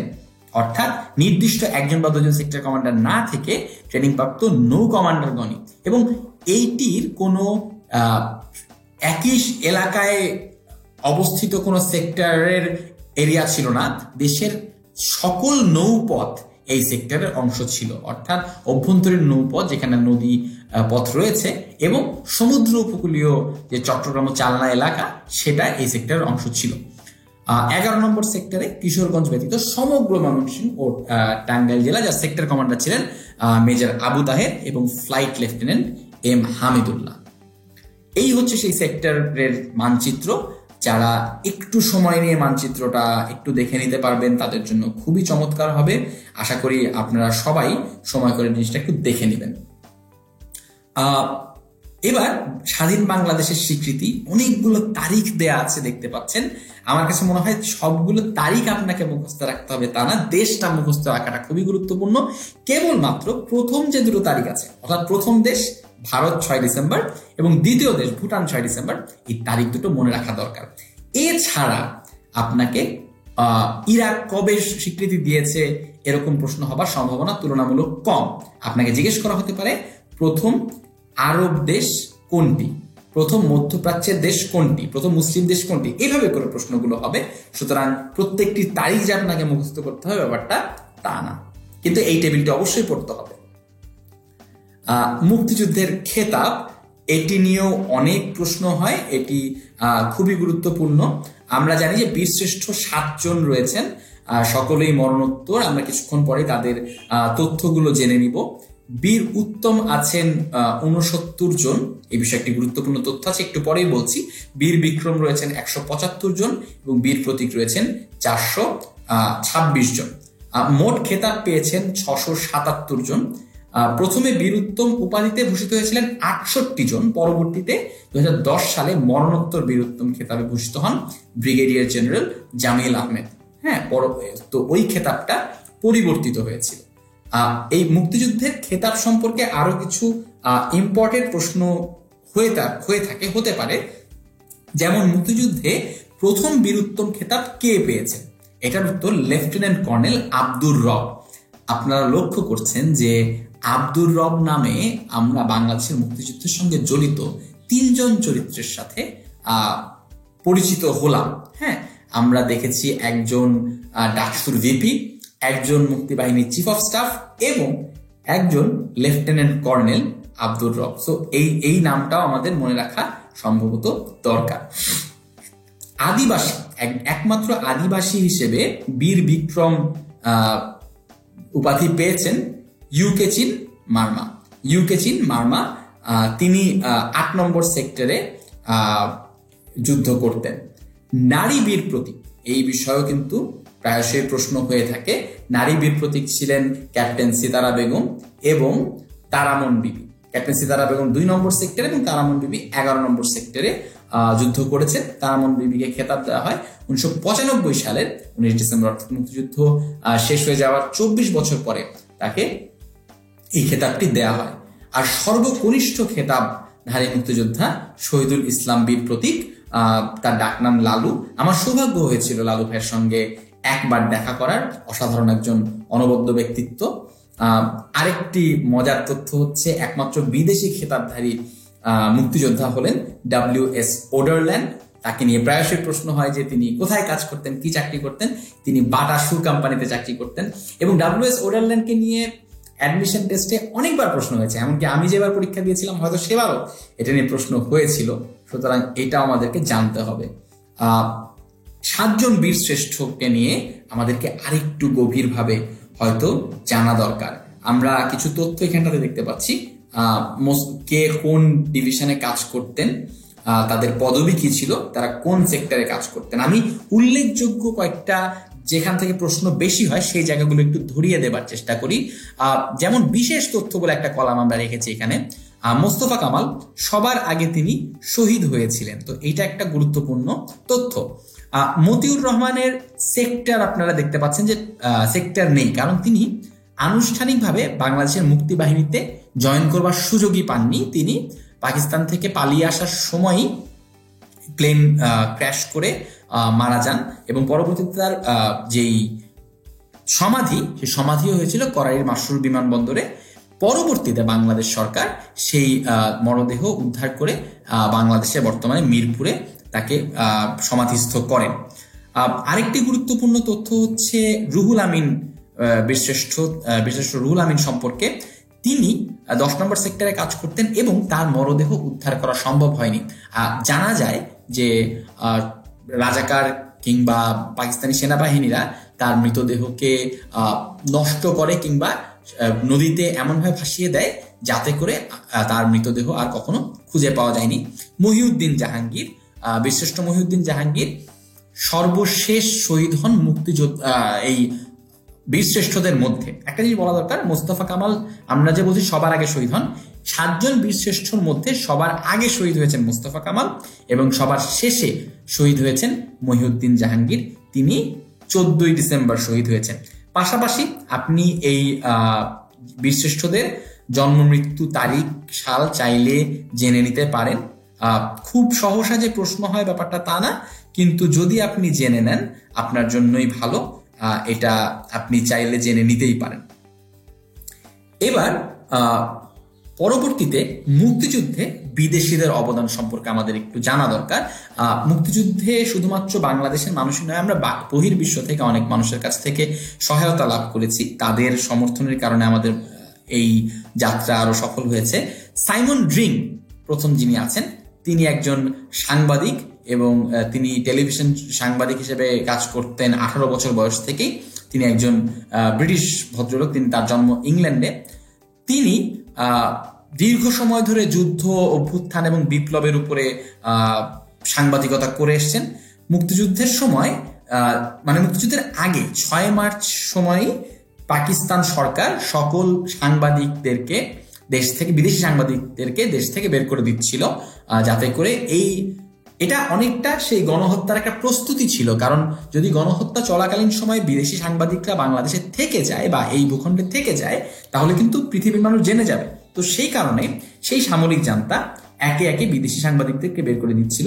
কিন্তু হোটেল ইন্টারকন্টিনেন্টালে সাইমন রিং লুকিয়েছিলেন এবং সমগ্র মুক্তিযুদ্ধের বিশেষ করে ঢাকা এলাকার অনেক ভয়াবহ ঘটনাগুলো সাইমন রিং তুলে ধরেন এবং তিনি সমগ্র বিশ্বের কাছে এই ঘটনাগুলো জানিয়ে দেন। এতে করে সমগ্র বিশ্ব, তিনি লন্ডনের টেলিগ্রাফ পত্রিকায় এই সংবাদগুলো প্রকাশ করতেন। তিনি 27 মার্চ যখন কারফিউ উঠিয়ে নেওয়া হয় 1971 সালে, তখন তিনি ইকবাল হল, রাজারবাগ, পুরান ঢাকা বিভিন্ন জায়গায় ঘুরে রিপোর্ট করেন এবং বিশ্বকে এই গণহত্যা সম্পর্কে, এই জেনোসাইড সম্পর্কে তিনি জানান এবং বাংলাদেশের পক্ষে জনমত গড়ে তুলতে সাহায্য করেন। পণ্ডিত রবিশঙ্কর এবং জর্জ হ্যারিসন দুজনের পরিচয়টা একসাথে দিতে চাই, কারণ তাদের যে যোগাযোগটা বাংলাদেশের মুক্তিযুদ্ধের সাথে তা অনেকটা একই সাথে। পণ্ডিত রবিশঙ্কর 1920 সালে ভারতে জন্মগ্রহণ করলেও তার আদি নিবাস, তার পৈতৃক নিবাস বাংলাদেশের নড়াইল জেলায়। 71 সালের মাঝামাঝি সময় মুক্তিযোদ্ধাদের কাছে যখন পর্যাপ্ত অস্ত্র ছিল না, খাদ্য ছিল না, ভারতে 1 কোটি শরণার্থী রয়েছেন, তাদের কাছেও খাদ্যের সংস্থান খুব কম, বাংলাদেশের ভিতরে অনেকে উদ্বাস্তু রয়েছেন। তো এই সময় আমাদের ত্রাণের প্রয়োজন ছিল, অর্থ সাহায্যের প্রয়োজন ছিল এবং সবচেয়ে গুরুত্বপূর্ণ বৈদেশিক সাহায্য, বৈদেশিক সমর্থনের প্রয়োজন ছিল। সেই সময় পণ্ডিত রবিশঙ্কর এবং জর্জ হ্যারিসনের উদ্যোগে 1 আগস্ট 1971 সালে একটা কনসার্ট আয়োজিত হয় নিউ ইয়র্কের ম্যাডিসন স্কোয়ার গার্ডেনে এবং তার নাম হচ্ছে কনসার্ট ফর বাংলাদেশ। এবং সেইখানটাতে শুধুমাত্র বাংলাদেশের জন্য ত্রাণ সংগ্রহ করা, তহবিল সংগ্রহ করাই হয়নি, বরং সমগ্র বিশ্বের সামনে বাংলাদেশের বিরুদ্ধে যে ভয়াবহ গণহত্যা চলছে, যে ভয়াবহ অত্যাচার চলছে, সেই সম্পর্কে সমগ্র বিশ্বকে জানানো হয় এবং বাংলাদেশের পক্ষে যে সমর্থন রয়েছে সেই সমর্থনটা জোগাড় করা হয়। জর্জ হ্যারিসন সেই সময়ে একজন বিখ্যাত সঙ্গীত শিল্পী ছিলেন। তিনি বিখ্যাত সঙ্গীত দল দ্য বিটলসের একজন সদস্য ছিলেন। তিনি এই ব্রিটিশ পপ শিল্পী বাংলাদেশের স্বাধীনতা যুদ্ধের সময় সেই একই কনসার্টে অনেক গুরুত্বপূর্ণ ভূমিকা রাখেন। ওই কনসার্ট থেকে $2,50,000, $2.5 লক্ষ উদ্বাস্তুদের জন্য সংগ্রহ করা হয় এবং সেই তহবিলে প্রদান করা হয়। অ্যালেন গিন্সবার্গ সম্পর্কে আমরা একটু জেনে নিই। অ্যালেন গিন্সবার্গ একজন অনেকটা প্রতিষ্ঠান বিরোধী একজন কবি, সাহিত্যিক, লেখক ছিলেন, যিনি 50 দশকে মার্কিন যে কাউন্টার কালচার ছিল সে কাউন্টার কালচারাল আন্দোলনের একজন নেতৃস্থানীয় ব্যক্তিত্ব ছিলেন।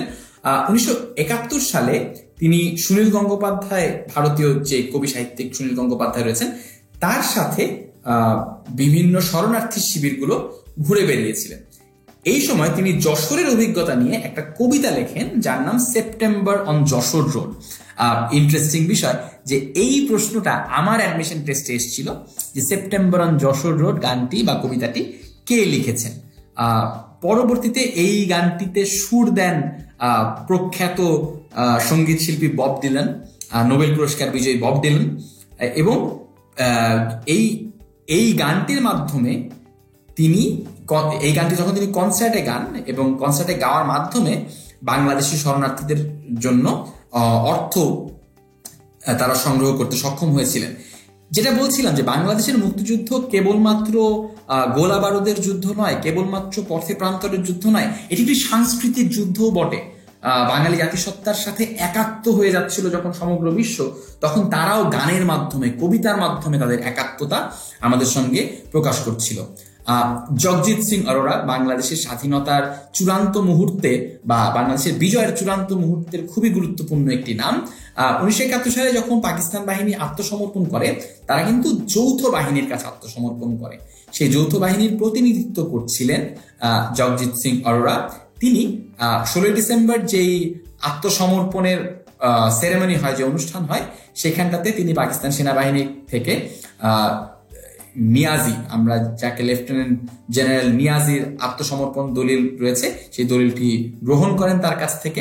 সেই দলিলে তিনি যৌথ বাহিনীর পক্ষ থেকে স্বাক্ষরও করেন। সর্বশেষ WS ওরেলেন, যার সম্পর্কে একটু আগে বলছিলাম, তিনি একজন ডাচ অস্ট্রেলিয়ান সামরিক কমান্ডো অফিসার। তিনি দ্বিতীয় বিশ্বযুদ্ধেও অংশগ্রহণ করেছিলেন এবং পরবর্তীতে বাংলাদেশের মুক্তিযুদ্ধেও তিনি অংশগ্রহণ করেন।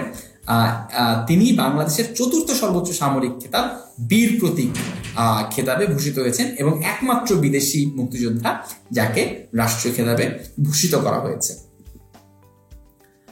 মুক্তিযুদ্ধ ভিত্তিক সাহিত্য খুবই গুরুত্বপূর্ণ একটি চ্যাপ্টার, খুবই গুরুত্বপূর্ণ একটি টপিক, অনেক প্রশ্ন হয়। আগুনের পরশমণি, হুমায়ুন আহমেদ, অসাধারণ একটি উপন্যাস এবং অসাধারণ একটি চলচ্চিত্র, দেখা উচিত। জাহান্নাম হতে বিদায়, শওকত ওসমান। আমার বন্ধু রাশেদ, মোহাম্মদ জাফর ইকবাল লিখেছেন, আবারও অসাধারণ একটি উপন্যাস এবং অসাধারণ একটি চলচ্চিত্র। রাইফেল রুটি অরাত, আনোয়ার পাশা লিখেছেন। একটু জানা দরকার, আনোয়ার পাশা কর্তৃক রচিত রাইফেল রুটি অরাত কিন্তু মুক্তিযুদ্ধ বিষয়ক প্রথম উপন্যাস, এটাও আমাদের জানা দরকার। নিষিদ্ধ লোবান লিখেছেন সৈয়দ শামসুল হক। একটি কালো মেয়ের কথা তারাশঙ্কর বন্দ্যোপাধ্যায় লিখেছেন। খাঁচায় লিখেছেন রশিদ হায়দার। দেয়াল লিখেছেন আবু জাফর শামসুদ্দিন। একটু খেয়াল রাখতে হবে যে দেয়াল নামে কিন্তু হুমায়ুন আহমেদেরও একটি রাজনৈতিক উপন্যাস রয়েছে, সেটি ৭১ পরবর্তী বাংলাদেশের রাজনীতিকে কেন্দ্র করে লেখা, কিন্তু মুক্তিযুদ্ধ বিষয়ক যেই দেয়াল উপন্যাসটি লেখা সেটি আবু জাফর শামসুদ্দিন কর্তৃক লেখা হয়েছে। কাঁটাতারে প্রজাপতি লিখেছেন সেলিনা হোসেন। মা লিখেছেন আনিসুল হক এবং আবারও অসাধারণ একটি উপন্যাস, আমার খুবই প্রিয় একটি উপন্যাস। উপমহাদেশ লিখেছেন আল মাহমুদ। এই সাহিত্যগুলোর নাম কিন্তু আমাদেরকে মনে রাখতে চেষ্টা করতে হবে। আরো কিছু সাহিত্য রয়েছে, কিছু গ্রন্থ রয়েছে। ৭১ দিনগুলি, জাহানারা ইমামের দিনলিপিকে কেন্দ্র করে বা যে দিনলিপিটিকেই কনভার্ট করে পরবর্তীতে ৭১ দিনগুলি প্রকাশিত হয়। ৭১ ডায়েরি সুফিয়া কামাল লিখেছেন, সেখানটাতেও তার দিনলিপি তুলে ধরা হয়েছে। জাহানারা ইমাম এবং সুফিয়া কামাল একটি জায়গায় অনেক ঘনিষ্ঠ, তারা দুজনেই স্বাধীনতা পরবর্তী সময়ে রাজাকার বিরোধী আন্দোলন কিংবা সেই সময়ে ঘাতক দালাল নির্মূল কমিটিতে অত্যন্ত গুরুত্বপূর্ণ ভূমিকা পালন করেন, নেতৃত্ব প্রদান করেন এবং সেই রাজাকারদেরকে শাস্তি দেওয়ার ক্ষেত্রে অনেক ভালো একটি ভূমিকা তারা পালন করেছিলেন। তারা বিশেষ করে জাহানারা ইমাম একজন শহীদ জননী হিসেবে দুর্দান্ত নেতৃত্ব দিয়েছেন সেই আন্দোলনে। আমি বীরাঙ্গনা বলছি লিখেছেন নীলিমা ইব্রাহিম। পায়ের আওয়াজ পাওয়া যায় লিখেছেন সৈয়দ শামসুল হক। স্মৃতি শহর লিখেছেন শামসুর রহমান। স্বাধীনতা ৭১ লিখেছেন বঙ্গবীর কাদের সিদ্দিকী। গোল্ডেন এজ লিখেছেন তাহমিমা আনাম। নরকে লাল গোলাপ আলাউদ্দিন আল আজাদ। অবরুদ্ধ ৯ মাস আতাউর রহমান খান। লক্ষ প্রাণের বিনিময়ে মেজর রফিকুল ইসলাম। ৭১ লিখেছেন শাহরিয়ার কবির এবং আমার ৭১ লিখেছেন ডক্টর আনিসুজ্জামান। এর বাইরেও আরো অসংখ্য উপন্যাস গ্রন্থ লেখা হয়েছে বাংলাদেশের মুক্তিযুদ্ধকে কেন্দ্র করে। শুধুমাত্র সাধারণ জ্ঞানের জন্য নয়, যদি কখনো সময় হয়, সুযোগ হয়, আমরা চেষ্টা করব এই বইগুলো, এই উপন্যাসগুলো, এই গ্রন্থগুলো একটু পড়বার। মুক্তিযুদ্ধ বিষয়ক ভাস্কর্য ও স্থাপনা, আমরা এখানে ৬টা ভাস্কর্য বা স্থাপনা সম্পর্কে একটু দেখব।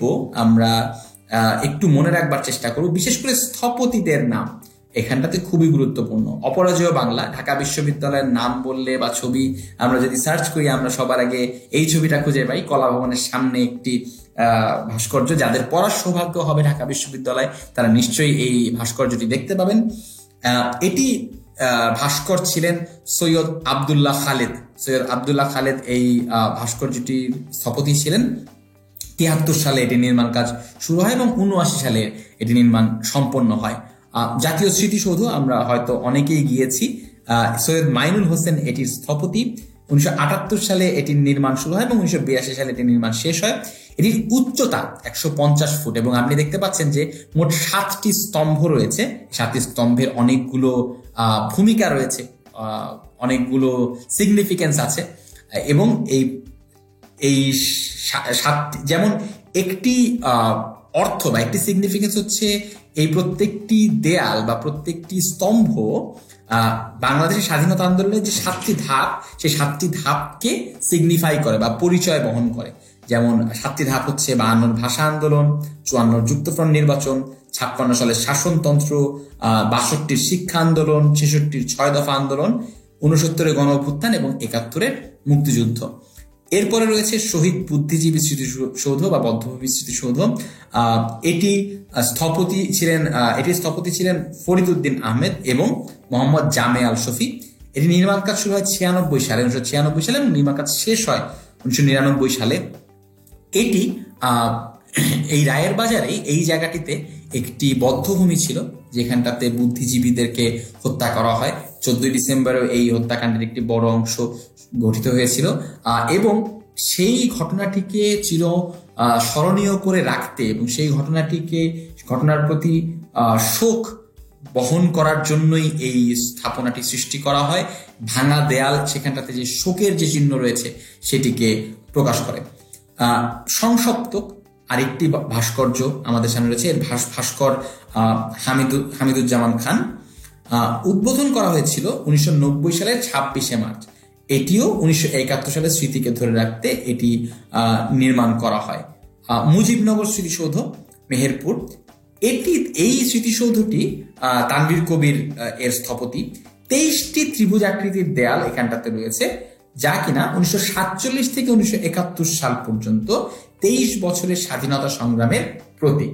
অর্থাৎ 23 বছরের যেই বঙ্গবন্ধুর ভাষায় বলতে গেলে 23 বছরের শোষণের ইতিহাস, বঞ্চনার ইতিহাস, সেই 23 বছরের প্রত্যেকটি বছরের জন্য একটি করে দেয়াল এখানটাতে রয়েছে। এবং সবশেষে এই স্লাইডের যেই সর্বশেষ ভাস্কর্যটির কথা উল্লেখ আছে, সাবাস বাংলাদেশ, রাজশাহী বিশ্ববিদ্যালয় রয়েছে।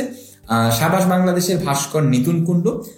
আরেকটি প্রশ্ন করা হতে পারে যে এই ভাস্কর্যটি কোন বিশ্ববিদ্যালয়ে অবস্থিত বা কোথায় অবস্থিত। এটা কিন্তু প্রায়শই প্রশ্ন হয়, মুজিবনগর স্মৃতিসৌধ কোথায় অবস্থিত, সংসপ্তক কোথায় অবস্থিত, সাবাস বাংলাদেশ কোথায় অবস্থিত। এই প্রশ্নগুলোর উত্তর আমাদের জানতে হবে। নিতুন কুণ্ডু এটি 1991 সালে নির্মাণ করেন বা স্থাপনা করেন এবং এটি মুক্তিযুদ্ধের তরুণদের যে অবদান সেটিকে চির অম্লান করে রাখার জন্য এটিকে স্থাপনা করা হয়। এবং একটা মজার তথ্য হচ্ছে, নির্মাণ কাজ শেষে এর উদ্বোধন করেন শহীদ জননী জাহানারা ইমাম। মুক্তিযুদ্ধ ভিত্তিক চলচ্চিত্র। মুক্তিযুদ্ধকে কেন্দ্র করে বাংলা ইতিহাসের অসাধারণ কিছু চলচ্চিত্র নির্মিত হয়েছে। 71-এর যিশু এবং গেরিলা নির্মাণ করেছেন বা পরিচালনা করেছেন নাসিরউদ্দিন ইউসুফ বাচ্চু, যিনি নিজেও ক্র্যাক প্লাটুনের একজন মুক্তিযোদ্ধা। নদীর নাম মধুপতি, এটি পরিচালনা করেছেন তানভীর মোকাম্মেল। পতাকা পরিচালনা করেছেন এনায়েত করিম বাবুল। আগামী পরিচালনা করেছেন মোর্শেদুল ইসলাম, একজন মুক্তিযোদ্ধা করেছেন দিলদার হোসেন। ওরা 11 জন করেছেন চাষী নজরুল ইসলাম। অরুণোদয়ের অগ্নিসাক্ষী, এটি পরিচালনা করেছেন সুভাষ দত্ত। আবার তোরা মানুষ হক, খান আতাউর রহমান। ধীরে বহে মেঘনা, আলমগীর কবির। আগুনের পরশমণি, হুমায়ুন আহমেদ। হাঙর নদীর তীরে, চাষী নজরুল ইসলাম। একটা ছোট্ট তথ্য বলে রাখি, হাঙর নদীর গ্রেনেড কিন্তু একটি উপন্যাসের নামও, এবং সে হাঙর নদীর গ্রেনেডের উপন্যাসটি রচনা করেছেন সেলিনা হোসেন এবং চলচ্চিত্রটি তৈরি করেছেন চাষী নজরুল ইসলাম। তো এই পার্থক্যটুকু কিন্তু আমাদের একটু মাথায় রাখতে হবে। এবার পূর্ববর্তী বছরের কিছু প্রশ্ন সম্পর্কে আলোচনা করি। পূর্ববর্তী বছরে এই প্রশ্নগুলো এসছে এবং প্রশ্ন কিন্তু প্রায়শই রিপিট হয়। তো আগের বছরের প্রশ্নগুলো দয়া করে সলভ করবেন, তাহলে আপনাদের প্র্যাকটিসটা ভালো হবে। যেমন উইং কমান্ডার এম.কে. বাসার কোন সেক্টরে ছিলেন? এটা সঠিক উত্তর হচ্ছে সেক্টর নাম্বার 6। এরপরে বীর প্রতীক উপাধিতে ভূষিত নারী কারা? এই প্রশ্ন এর আগে হয়েছে। ডাক্তার সেতারা বেগম এবং তারামন বিবি। পাকিস্তানের জাতীয় পরিষদে আওয়ামী লীগ কত আসনে জয়লাভ করে? 167টি আসনে। এটাও আমরা আজকের ক্লাসেই পড়েছি। আগরতলা ষড়যন্ত্র মামলা আসামি কতজন ছিলেন? আসামি ছিলেন 35 জন। আমরা সে সম্পর্কে এই ক্লাসে জানতে পেরেছি। স্বাধীন দেশ হিসেবে বাংলাদেশকে প্রথম স্বীকৃতি দেয় কোন দেশ? তার উত্তর আমরা জেনেছি ভারত। বিদেশিদের মধ্যে কে বীর প্রতীকে ভূষিত হন? অনেকবার আমরা আজকের ক্লাসে পেয়েছি, W.S. ওডারল্যান্ড। এরপরে সেপ্টেম্বর অন যশোর রোড কে লিখেছেন? অ্যালেন গিন্সবার্গ, তাও আমরা জেনেছি। মুজিবনগর সরকারের অর্থমন্ত্রী কে ছিলেন? এটাও আমরা পড়েছি, ক্যাপ্টেন এম মনসুর আলী। মুজিবনগর কোন সেক্টরের অন্তর্ভুক্ত ছিল? এটাও কিন্তু আমি বলছিলাম যে প্রায়শই প্রশ্ন হয়। এটিও 8 নম্বর সেক্টরে ছিল এবং এই উত্তরটি আমাদের মনে রাখতে হবে। নৌ কমান্ডোদের সেক্টর কোনটি? এটিও আমি বলছিলাম যে অনেকবারই প্রশ্ন হয়। সো এই প্রশ্নটির উত্তর জানতে হবে 10 নম্বর সেক্টর। 1952 সালে ভাষা আন্দোলনের শহীদ আবুল বরকতের ডাকনাম কি? এই প্রশ্নটিও সম্প্রতি হয়েছে, 2016 সালে হয়েছে। আবাই তার নাম ছিল ডাকনাম। এবং সবশেষ আজকের স্লাইডের সবশেষ প্রশ্ন, 1952 সালের 21শে ফেব্রুয়ারি কি বার ছিল? বৃহস্পতিবার ছিল। 8ই ফাল্গুন, এই তারিখটাও মনে রাখা ভালো। অর্থাৎ পূর্ববর্তী বছরের প্রশ্নগুলো কিন্তু সলভ করা খুবই দরকার। মাঝে মাঝে প্রশ্ন রিপিট হয়, তাই আমি আশা করবো যে এই জায়গাগুলো আমাদের একদম ক্রিস্টাল ক্লিয়ার থাকবে।